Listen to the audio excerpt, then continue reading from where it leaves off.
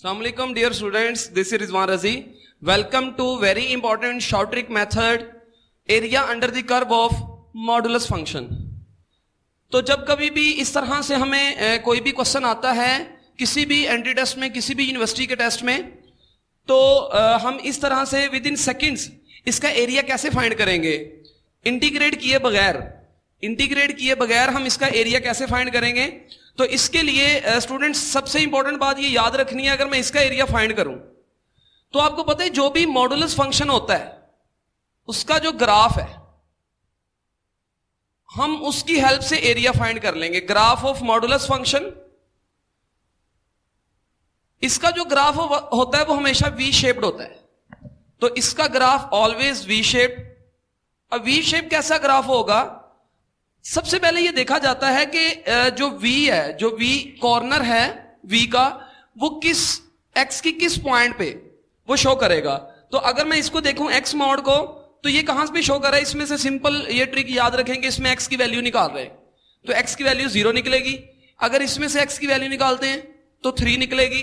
अगर इसमें से x की वैल्यू निकालें तो -2 निकलेगी। तो जब कभी भी मॉडुलस फंक्शन के ग्राफ की बात करते हैं तो हमेशा वी शेप होगा। फर्ज करें मैंने एरिया फाइंड करना है, ये देखिएगा इसका, तो इसके लिए आपने ट्रिक क्या यूज करना है, बड़ा आसान ट्रिक है, देखें। सबसे पहले इसका जो है वो कर्व ड्रॉ कर ले।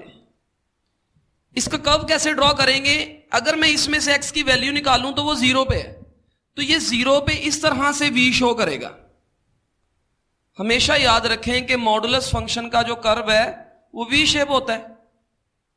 अब कहां से कहां तक एरिया फाइंड करना है, -1 2 3, ये समझें -1 -2 1 2 3, तो हमने एरिया फाइंड करना है -1 2 3।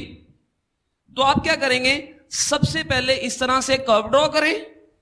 कर्व ड्रॉ करने के बाद आप यहां पे दो ट्राइंगल्स जो हैं वो बना लें। जैसे ये देखिएगा, अगर आप देखें तो ये आपके पास इसके साथ मिला दें और इधर से इसको 3 के साथ मिलाएं, ये आपके पास दो ट्राइंगल बन गए।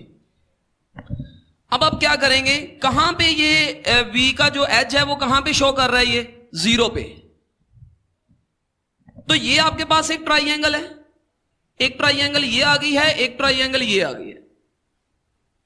अब आपने करना क्या है, सिंपली जिस पॉइंट पे ये V एज शो कर रहा है ना, जहां पे ये शार्प एज शो कर रहा है, उस एज का डिफरेंस निकालें लोअर लिमिट से और अपर लिमिट से भी।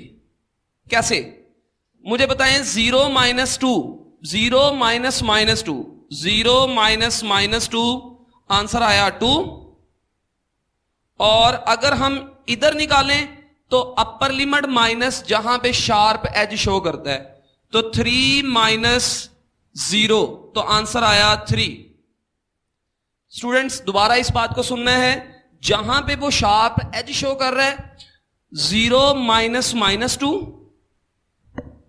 3 - 0, ये जो दो नंबर आए ना, ये बड़े इंपॉर्टेंट नंबर है। असल में ये यहां से यहां तक यूनिट्स कितने हैं, आप ये ना करें डिफरेंस, ये डिफरेंस भी ना लें, यूनिट्स गिन लें कितने हैं, 1 2 यूनिट ये है, 2 यूनिट ही परपेंडिकुलर, 2 यूनिट बेस है। तो इसका एरिया आ जाएगा 1/2 बेस इंटू हाइट। 3 यूनिट ये है, 3 यूनिट ये है, 3 और 3, एरिया आ जाएगा 1/2 इंटू बेस इंटू हाइट। इन दोनों के दरमियान में प्लस लगा दें तो स्टूडेंट्स ये सिंपली एरिया कैलकुलेट हो गया 2 + 9/2, और आंसर आ जाएगा 2 LCM, तो 13/2 यूनिट्स। ये आपका एरिया कैलकुलेट हो गया मॉडुलस फंक्शन का। सिंपल मॉडुलस फंक्शन का एरिया आप इस तरह से कैलकुलेट कर सकते हैं। एक और एग्जांपल देखते हैं इसी शॉर्ट ट्रिक पे। देखिएगा, फर्ज करें -1 2 3 आपने एरिया कैलकुलेट करना है, x - 3 मॉड, इसका आपने एरिया कैलकुलेट करना है। तो इसके लिए सबसे पहले आपने क्या करना है, आप फौरी तौर पे इसका कर्व ड्रॉ करें। किस तरह से, फ्री हैंड कर्व बना लें। इसमें से x का अगर आंसर निकालें, इसमें से x का आंसर निकालें तो क्या निकलेगा 3, इसका मतलब ये 3 पे एज शो करेगा, तो 1 2 3, तो 3 पे ये इस तरह से एज शो करेगा। ये आ गया इसका कर्व। और कहां से कहां तक हमने एरिया फाइंड करना है? हमने एरिया फाइंड करना है -1 to 3, तो ये है जी -1, और -1 से कहां तक? 3 तक। क्या बताया मैंने आपको? -1 से 3 तक अगर आपने एरिया कैलकुलेट करना है तो सिंपल देख लें कौन सी ट्राइंगल आपके पास बन रही है। तो मेरे पास जो ट्राइंगल बन रही है वो यही बन रही है। अगर मैं इसका जो है वो यहां पे परपेंडिकुलर गिराऊं तो ये एक ही ट्राइंगल बनी है। अगर एक ही ट्राइंगल बनी है तो हम क्या करेंगे? सिंपल इसी का डिफरेंस देख लें। डिफरेंस देख लें या यूनिट्स देख लें कितने हैं? 1 2 3 4, 4 यूनिट है ये। या आप इस तरह से देख लें या ऐसे देख लें। अपर लिमिट माइनस ये -1, आंसर कितना आया? 4। इट मींस ये भी 4 है और बेस भी 4 है, परपेंडिकुलर भी 4, बेस भी 4, और एरिया का फार्मूला है 1/2 बेस इंटू हाइट, तो आंसर आ जाएगा 16/2 यूनिट्स। सिंपल, बड़ी आसानी से आपने जो है वो फाइंड कर लिया। हां, अगर आता है, फर्ज करें एक और एग्जांपल ले लेते हैं, -1 to 5 x -3, यही वाली -1 to 5।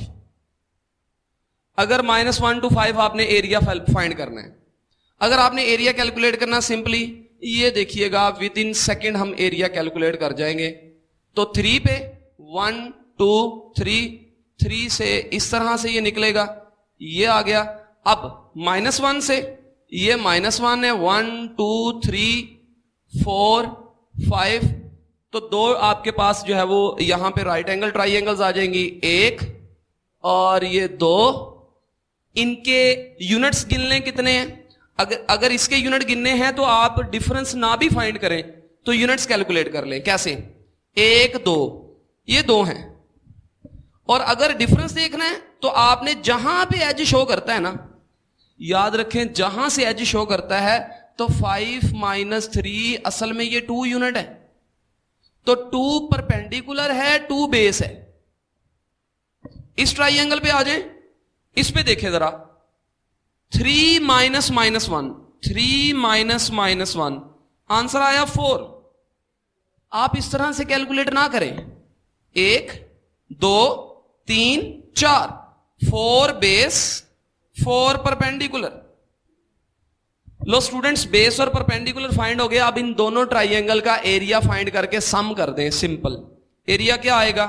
एरिया आ जाएगा 1/2 बेस इंटू हाइट, प्लस इस ट्राइंगल के एरिया 1/2 बेस इंटू हाइट, ये इससे कैंसल, ये आ जाएगा 8 और प्लस 2, आंसर आ गया बच्चों 10 यूनिट्स।